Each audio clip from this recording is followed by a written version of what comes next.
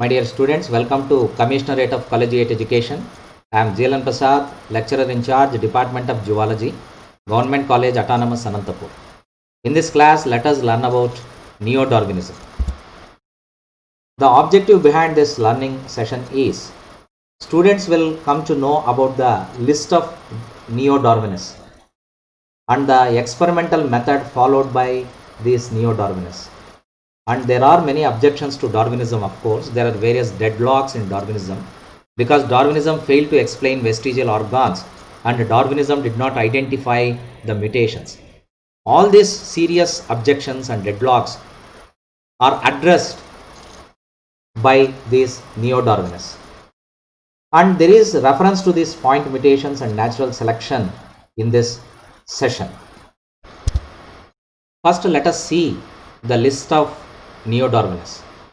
I already told that neo-Darwinists are the scientists who have supported the cause of Darwin. Huxley is the first scientist in the list. Huxley is regarded as bulldog of Darwin because he used to follow Darwin wherever he went. And Huxley used to note down all the quotes, theories, principles that were proposed by Darwin. So hence Huxley is called bulldog of Darwin. Haeckel, he proposed a biogenetic law or recapitulation theory which stated that ontogeny repeats phylogeny. That means developmental history reflects the ancestral history. And this offers a wonderful evidence to Darwinism. Simpson is another scientist, of course. Weismann, he is the greatest critic of Lamarck. His intention is not to support Darwin, but he is the greatest critic of Lamarck. But the theory called germplasm theory that was proposed by August Weismann came as a wonderful evidence for Darwinism. Hugo de Vries proposed the theory of mutations. Hugo de Vries worked on Oenothera lamarckiana and the mutations were not known to Darwin. But this discovery of mutations by Hugo de Vries explained many deadlocks in Darwinism. Fisher is another scientist in the list. Fort is one more scientist. Haldane, he coined the term prebiotic soup. Sewell Wright, he proposed the genetic drift theory. Dobzhansky, he coined the term Mendelian population. Mendel, of course, he discovered Mendelian laws of inheritance because genes were not known to Darwin. And after the discovery of this Mendelian principles, many of the deadlocks in the Darwinism were explained in a better way. Kettlewell, he is very crucial scientist. He proposed one concept called industrial melanism, and this industrial melanism rightly supported natural selection. Kettlewell studied the life history and color differentiation in Biston betullaria and Biston carbonaria moth, and he gave that example to support natural selection.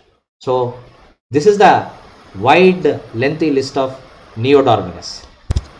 Thus neo-Darwinists supported Darwinism, but they followed two methods. One is experimental evidence method and another one is removing the objections by giving the right answers. Neo-Darwinism is also called modern synthetic theory or genetical theory. Neo-Darwinism includes gene mutations. Genes are nothing but the structures that are present on DNA. Nearly 2000 to 3000 nucleotides will constitute a single gene. Even then, gene happens to represent a very minute fragment of DNA. So any change in the structure of gene or in the structure of that DNA double helical structure will definitely induce some sort of variations. Variations are nothing but the raw materials of evolution. So the concept of variation that was put forth by Charles Darwin was explained in a practical manner by this gene mutation theory. And these gene mutations are also called point mutations. And gene mutations bring change in the phenotype of an individual. You might be knowing by this time one gene, one enzyme theory, one gene, one polypeptide theory. Like that. So any change in the structure of gene, any change in the structure of DNA double helix will induce some sort of variation. Like that, chromosomal mutations are another forces that induce changes or variations. Of course, these are of different types. We will come to know about these chromosomal mutations in the upcoming slides. Genetic recombinations. These genetic recombinations are possible only in sexual reproduction, where the intercourse paves the way for that. Half the set of chromosomes will come from maternal side and another half set will come from paternal side, and they get mixed up like a cocktail party. They come out with a new combination. Nature always tries new combinations. Of course, variety is the spice of life. Variation is the spice of evolution. Next one is natural selection. Of course, there are many examples to support this natural selection. We'll learn about this later. Reproductive isolations. First, geographical isolation is important.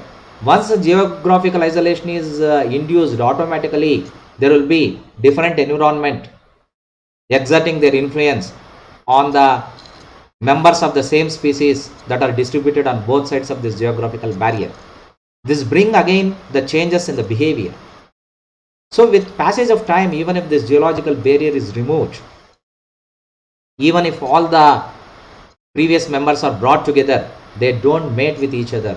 They don't recognize each other as the members of the same species because of the change in the reproductive behavior. So these reproductive isolations are very crucial in bringing out new species, and they form the most important components of speciation that was proposed by Charles Darwin. Gene mutations, of course, they are called point mutations, and the change in the structure of DNA molecule is nothing but gene mutation. They alter the phenotypic character of individuals. And coming to chromosomal mutations, you know that every chromosome will have a longer arm and a shorter arm, like that. Any structural change in the chromosome will induce variation, and it may happen in the form of deletion. Deletion is nothing but the removal of a fragment of chromosome. Addition, adding additional part to the chromosomal arm in the form of additional nucleotides. Duplication, that means if the replication of a particular sequence is attempted twice, then it is called duplication. Inversion, if the nucleotide sequence is inverted, if the components of the gene is inverted, then that is called inversion. Translocation, if a fragment of the chromosomal limb is deleted and if the same fragment is attached to some other chromosome, then it is called translocation. If the part in the first chromosome is deleted and if the same first chromosomal fragment is added to 15th chromosome, then you can give this as an example for translocation. All these factors, deletion, addition, duplication, inversion, translocation, will catalyze the frequency of variations. Genetic recombinations. Of course, this is possible only during sexual reproduction, because in asexual reproduction there is no meiosis, no crossing over. In such cases, the daughter individuals that are formed as a result of asexual reproduction will be like Xerox copies, will be like duplicates of the parental population. But you and me are not the Xerox copies of our parents. This is because in human beings, sexual reproduction is in vogue. So this meiosis and crossing over will bring new genetic recombinations which induce variations. Natural selection, I would like to elucidate it in detail. It's the driving force of the entire process of evolution. This was supported by Kettlewell, who proposed this industrial melanism. He studied two moths populations in Manchester, namely Biston carbonaria, which is black in color. Another one is Biston betullaria, which is white in color. He studied the frequency of these two populations in pre-industrial period and also post-industrial period. Before industrialization, the bark of trees in Manchester were pale in color. When these two moths, namely black moths and white moths, sat on this pale colored bark, predator birds used to identify black moths easily, because black moth color is in contrast with the background pale color of the bark. Whereas predators were unable to identify white moths because they hit a wonderful combination and camouflage, mimic color mimicry color with pale bark of those period. So like that, during pre-industrialization period, because white moths got mixed up with environment, because white moths color is in matching with surroundings, predator birds did not identify the white moths. Black moths were easily spotted out because they are in contrast with the environment.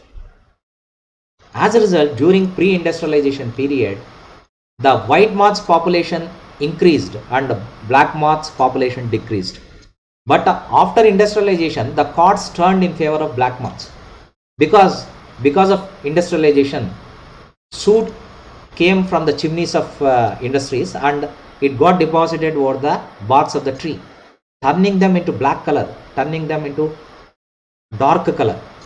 Now, when black moths and white moths sat on the dark colored bark, black moths now got mixed up with the environment. The changing color of the bark has become an advantage to the black moth. Whereas white moths, now they were easily spotted because they are white in color and the bark has become darker in its complexion.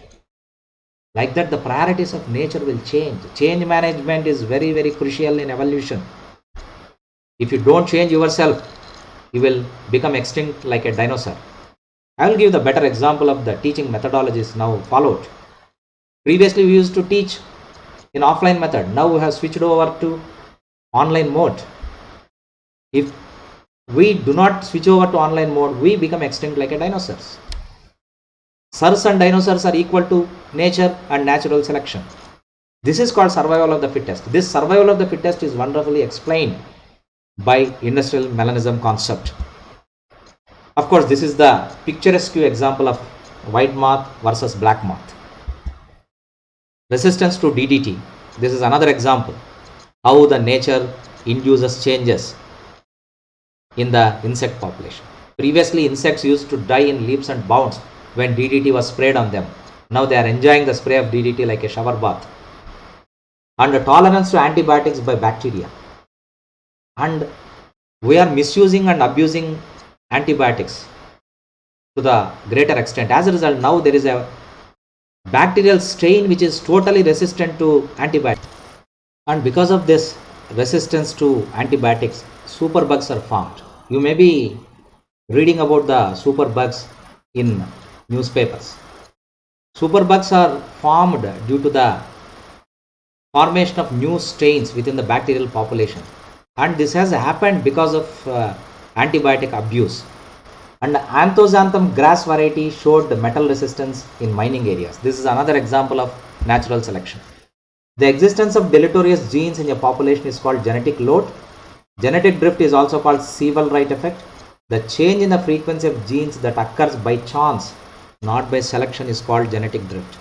If a small group of individuals from a population starts a new colony in an isolated region, those individuals are called founders.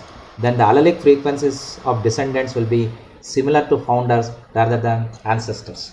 Of course, this is called founders principle. So these are the various examples that are given in support of Darwin, and these are all collectively called neo-Darwinism. Let me sum up. We have learned the concept of neo-Darwinism and we have seen the list of scientists and their methodology to support Darwinism. At the outset, I profusely thank CCE Andhra Pradesh. Thank you very much.